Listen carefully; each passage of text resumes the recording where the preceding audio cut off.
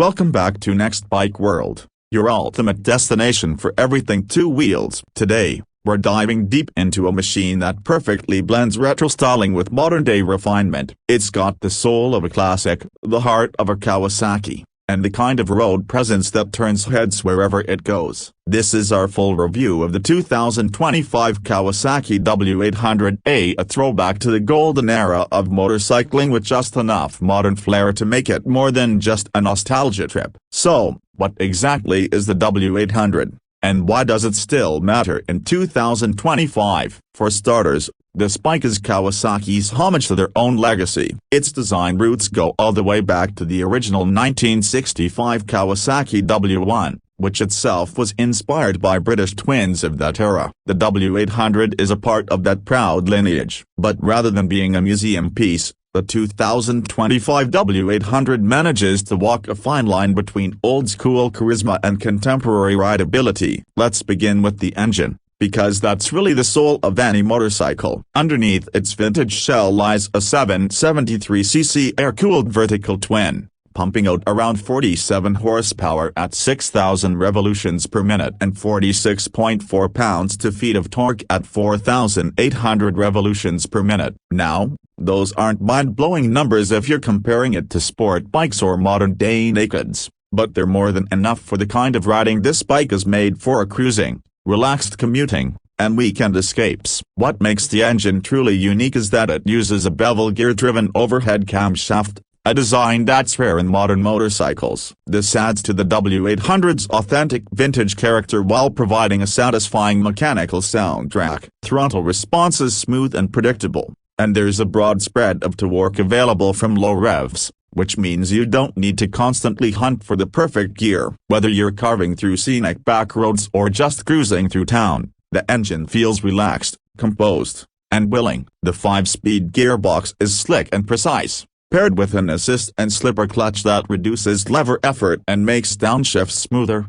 especially helpful when riding in traffic or descending twisty roads. Kawasaki has taken the time to ensure that even though the W800 may look old school, it doesn't feel clunky or outdated in its operation. Now, let's talk about the chassis and suspension. The 2025 W800 features a double cradle steel frame, giving the bike excellent rigidity and road manners. Up front, you'll find a set of 41mm telescopic forks, while the rear uses twin shocks with adjustable preload. It's a basic setup, yes, but it's intentionally so. The ride is tuned for comfort and stability, not aggressive corner carving. And for the type of riding this bike encourages, the suspension is perfectly dialed in. It soaks up road imperfections well and gives you that plush, floating sensation on smooth pavement. Braking is handled by a single 320mm front disc with a 2-piston caliper and a 270mm rear disc,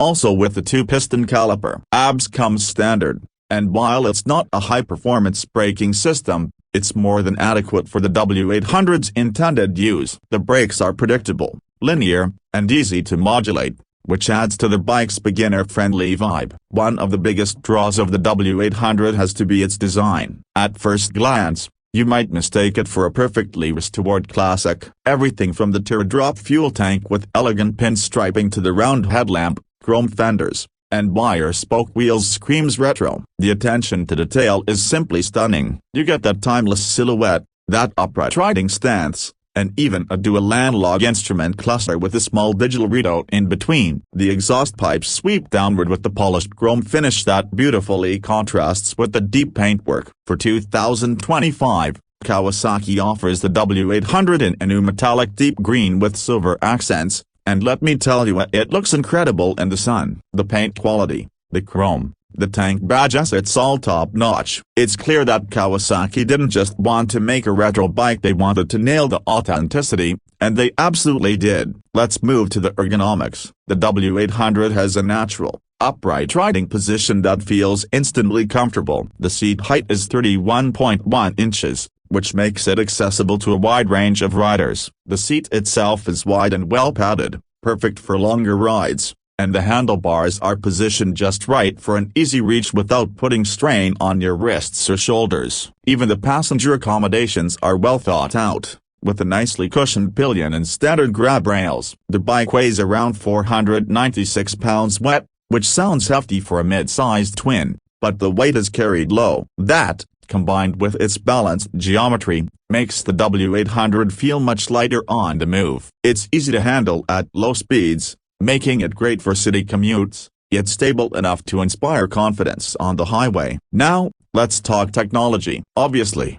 the W800 isn't tech-loaded like Kawasaki's C-bikes or sport tours, but that's by design. You won't find ride modes, traction control, or Bluetooth connectivity here. What you do get is just enough tech to make the ride safer and more convenient. That includes standard ABS, fuel injection, and LED lighting, all cleverly integrated to preserve the bike's vintage appeal. It's all about keeping the experience analog, raw, and pure, just like the classics, but without the maintenance headaches. And speaking of maintenance, the air-cooled twin is known for its reliability, simple engineering, fewer electronics, and proven Kawasaki build quality mean that this is the kind of bike that you can keep for years without worry. Oil changes, basic chain maintenance, and occasional valve inspections are really all you'll need to keep it running smooth. Now let's address the price. The 2025 Kawasaki W800 comes in at around $10,299. That puts it in the same ballpark as the Triumph Bonneville T100 and Royal Enfield Interceptor 650. While it's slightly more expensive than the Enfield,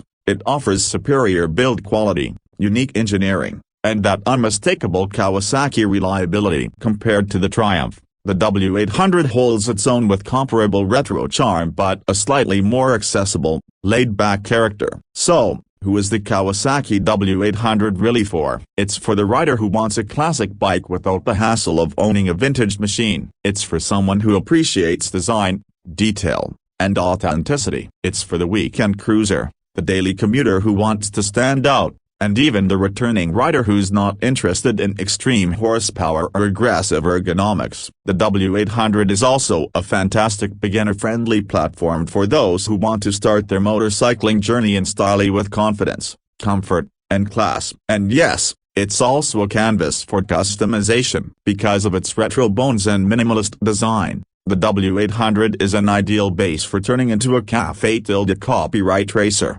scrambler, or Brat-style custom. But honestly, it looks so good out of the box, many riders won't feel the need to change a thing. To sum it all up, the 2025 Kawasaki W800 is a reminder that motorcycling doesn't always need to be about speed, tech, or extreme design. Sometimes, it's about the feel of the road, the thrum of a twin engine, and the joy of riding a machine that looks as good as it feels. Kawasaki has built a bike that honors its past without being stuck in it, and in doing so, they've created something timeless. So, if you're after a motorcycle that turns every ride into a nostalgic experience without sacrificing modern convenience and reliability, the 2025 Kawasaki W800 should absolutely be on your radar. That's all for today's episode here on Next Bike World. If you enjoyed this deep dive into the Kawasaki W800, be sure to hit that like button, subscribe for more two-wheeled reviews,